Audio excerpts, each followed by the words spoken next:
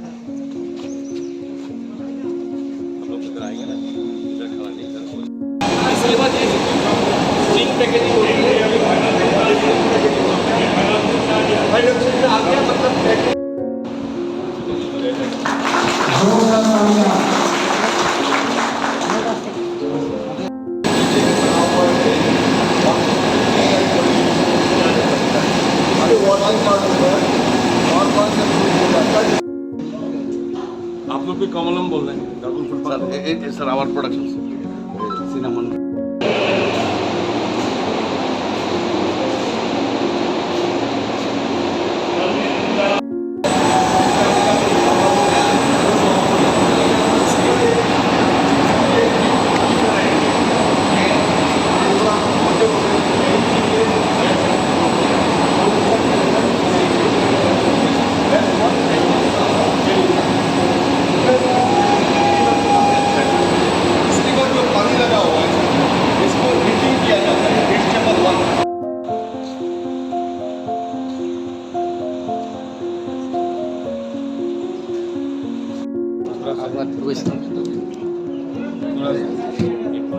Actually तुम्हारा इधर scented level किंतु कम ता আসলে बस তুমি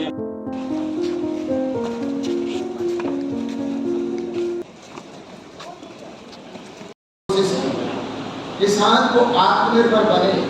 किसान के सामने मुख्य रूप से 4 समस्याएं होती है।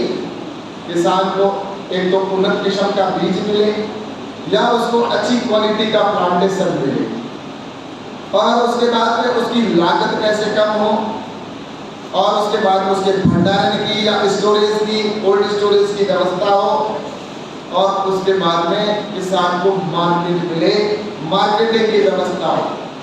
इन 4 पिलरों के ऊपर सरकार ने काम किया और सरकार ने विशेष रूप से किसानों की सिर्फ बात नहीं की, किसानों के लिए सबसे पहले बजट को भी बढ़ाया। कृषि का टोटल बजट जब देश के प्रधानमंत्री आदरणीय नरेंद्र मोदी जी बने थे उस समय कृषि का बजट सिर्फ 23,000 करोड़ था। 2013 सिर्फ 23,000 करोड़ का कृषि का बजट था, लेकिन अब कृषि का जो बजट है वह 1,32,000 करोड़ है, यानी कि 6 गुना अधिक बजट को बना दिया गया है हमारे देश के किसानों को, जिसमें डायरेक्ट किसान को भी पैसा मिल रहा है। किसान सम्मान निधि के तौर पर लगभग 65,000 करोड़ से अधिक तो डायरेक्ट किसान के खाते में पीएम किसान के तहत 2-2 हजार रुपए किसान के अकाउंट में पहुंचते हैं। जहां सिर्फ 23,000 करोड़ का बजट था जब प्रधानमंत्री आदरणीय नरेंद्र मोदी जी बने थे, अब तो 65,000 करोड़ तो डायरेक्ट किसान के अकाउंट में जाता है।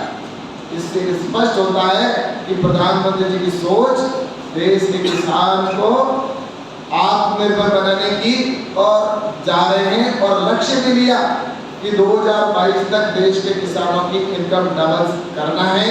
और उस दिशा के अंदर निश्चित रूप से आज मैं कह सकता हूँ कि यहाँ पर जैसा कि स्टैटिस्टिक्स के द्वारा ये त्रिपुरा के अंदर जब आकलन किया गया तो उसके जो पैरामीटर्स जो सामने आए उसमें डबल से भी आगे त्रिपुरा के किसानों ने पिछले जब से लक्ष्य लिया प्रधानमंत्री जी ने तो वो लक्ष्य पूरा किया है। इसके लिए मैं धन्यवाद देना चाहता हूँ।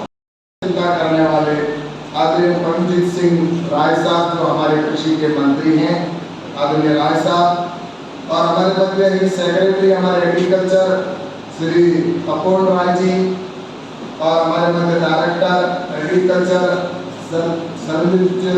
सरदिंजू दास जी, और डायरेक्टर हॉर्टिकल्चर श्री फणिभूषण जी, और सभी सामने उपस्थित किसान भाइयों और बहनों और सभी मीडिया के मित्रगणों,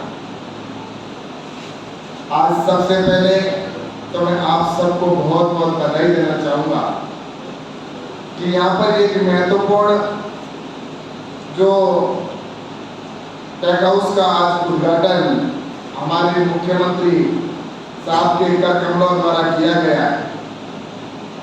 ये यहाँ के क्षेत्र के लिए और यहाँ के किसानों के लिए आने वाले कल में बहुत ही महत्वपूर्ण होने जा रहा है, क्योंकि हमारी जो फसल है उसके सॉर्टिंग और ग्रेडिंग की यहाँ पर बड़ी समस्या थी।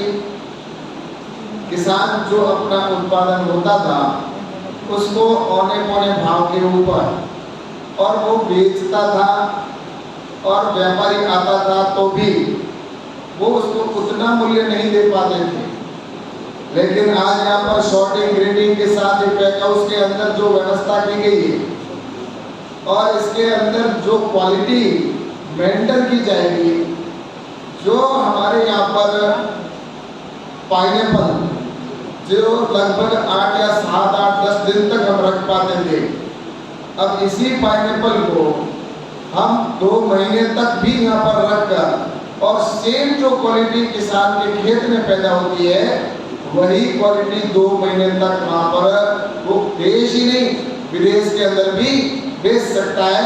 वो व्यवस्था आज हमारे मुख्यमंत्री जी के, हमारे कृषि मंत्री जी के और आदरणीय प्रधानमंत्री जी के कर कमलों से या उनके आशीर्वाद से आज यहाँ पर किसानों को सौगात के रूप में ये प्राप्त हुई है।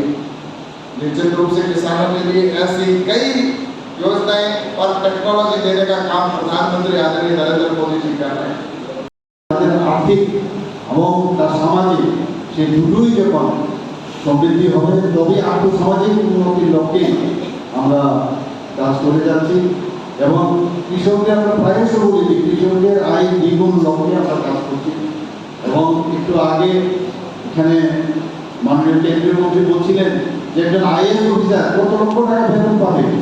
দেখা গেছে একজন আইএএস অফিসার সে তার চাকরি ছেড়ে এখন এই ধরনের কৃষক জাতকে তার প্রোডাক্ট সেই কৃষিতে উনি কাজ করছেন এবং অনেক বেশি তার থেকে ইনকাম করছেন। এবং মানুষ শুধু চাকরির উপর ভিত্তি করে চলবে না, আমরাও জানি যে চাকরি দিয়ে শেষ করা যাবে না। তো আমাদের জমির মধ্যেই সব কিছু আছে, জমির মধ্যে আমাদের সোনা ফসল, আমরা বলি ফসল আমরা সোনা ফলাতে পারি বলতে গেলে।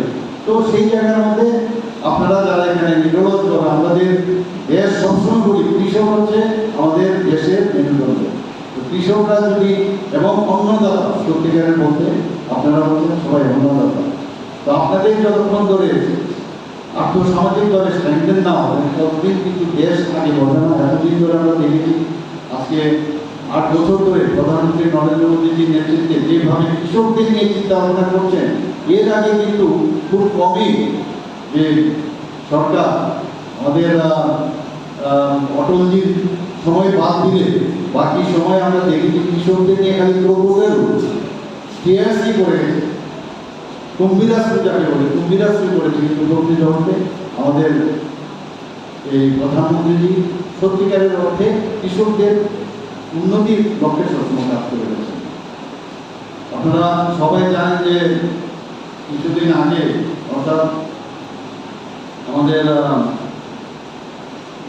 মাননীয় রাষ্ট্রপতি 7ই জুন 2018-তে এই কুইন প্রজাতির আনারসকে রাজ্যিক ফল হিসাবে এখানে ঘোষণা করেছেন রবীন্দ্র ভবনে। আমিও সেখানে ছিলাম এবং সেখান থেকে এই আনারসকে বিদেশে পাঠানো হয়েছিল। উনি 7ই জুন এটাকে কুইন প্রজাতির এখানে রাজ্যিক ফল হিসাবে ডিক্লেয়ার করেছেন, স্টেট ফ্রুটস হিসাবে।